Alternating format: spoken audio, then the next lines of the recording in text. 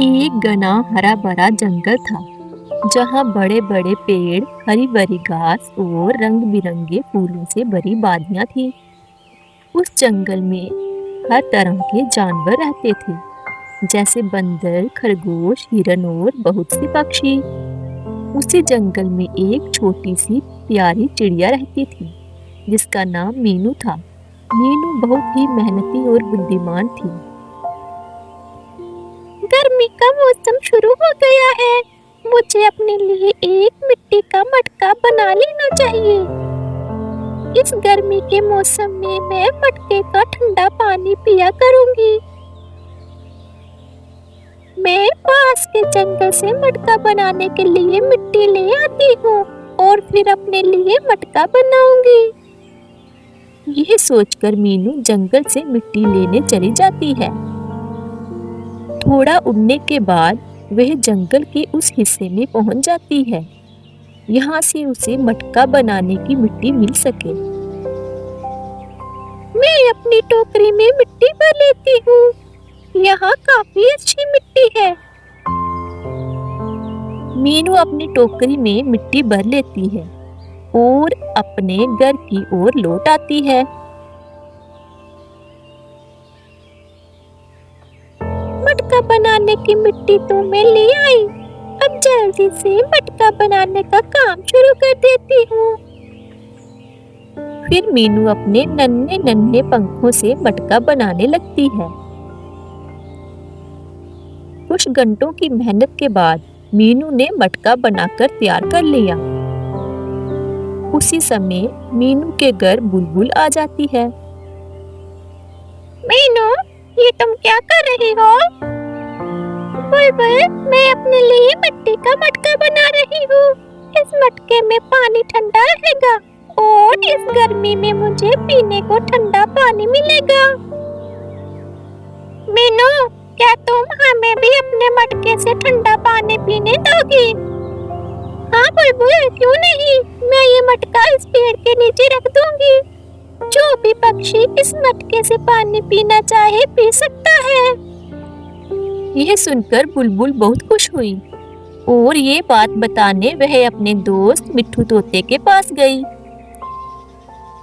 मिट्ठू भाई, मीनू ने मिट्टी का मटका बनाया है जिसमें वह पानी भरकर रख देगी और हमें इस गर्मी में पानी को लेकर कोई परेशानी नहीं होगी। हमें पीने के लिए ठंडा ठंडा पानी मिलेगा।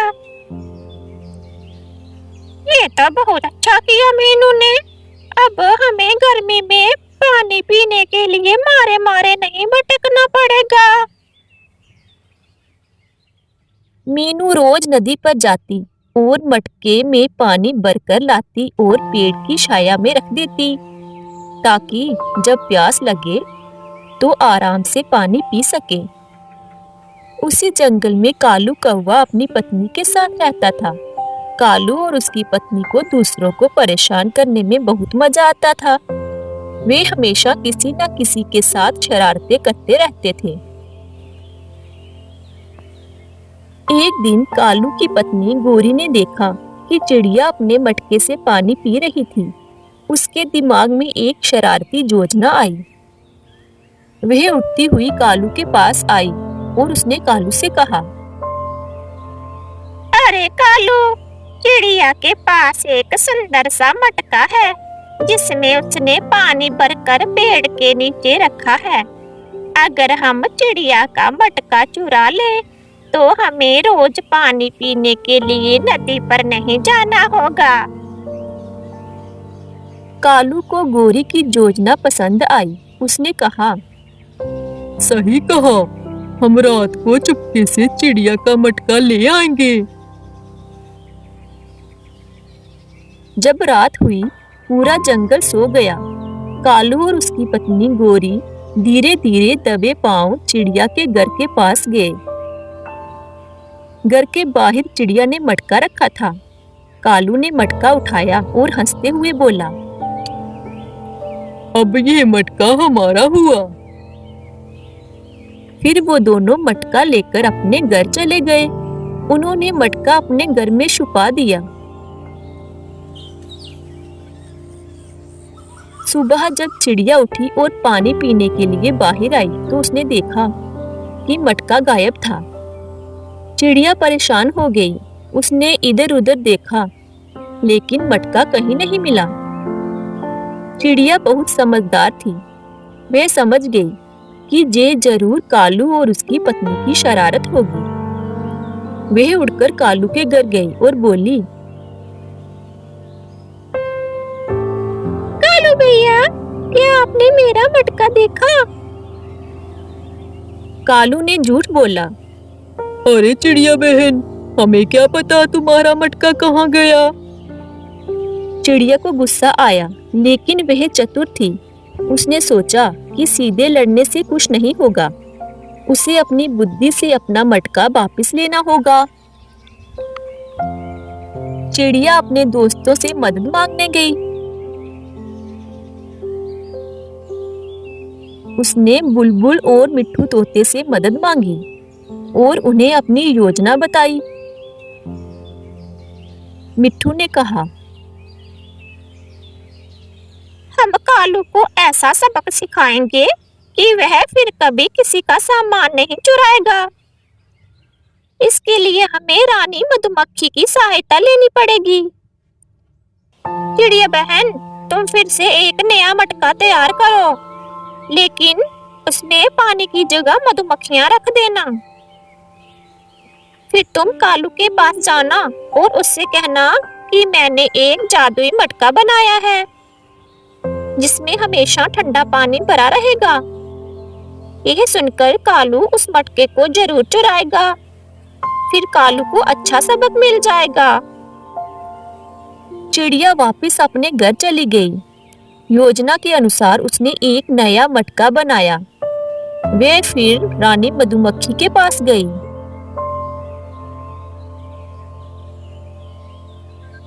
रानी मधुमक्खी, मुझे आपकी मदद चाहिए। मुझे कालू को सबक सिखाना है। इसके लिए मुझे आपकी कुछ दासियों की जरूरत है।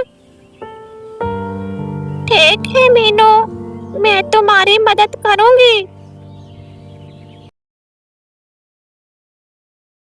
फिर रानी मधुमक्खी अपनी कुछ दासियां मीनू के साथ भेज देती हैं और मीनू उन्हें मटके में घुसने के लिए कहती है।